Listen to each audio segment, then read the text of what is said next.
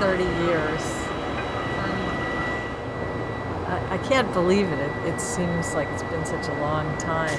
And yet, every year I feel like I'm still learning so much more about the material as I apply it to my artwork. And in many cases, glass for me is it's the verb of my work. It's where most of the action takes place, but I use other materials in the process. Ron, my husband, is a great partner. We assist each other in the hot process. Sometimes we bring in another person.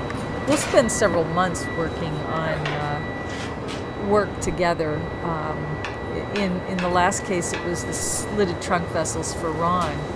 And near the end of that working period, of working very intensely on his pieces every day, working them out, going into the molds, getting them as large as we possibly can. And we're losing a lot. These are pretty hard to do. But at the end of that process, the no-nos, as I like to call them, came to me. Actually, it looks nice and hot. They have a kind of wit, a cockiness, even like a high-spiritedness.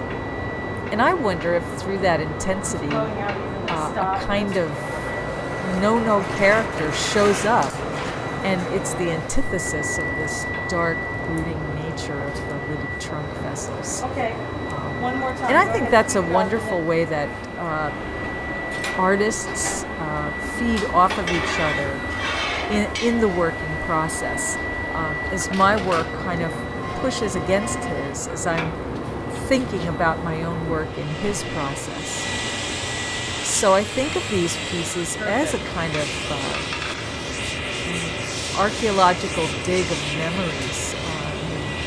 They come from those remnants and pieces of childhood in my dad's toy store. And those memories come back and find their way into this new work, which has a kind of resonance for me back then, but also connects to a kind of contemporary notion about art, as they take quite an interesting stand.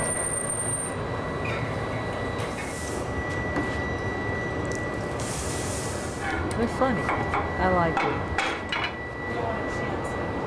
And they're great to make. It's great working with Ron.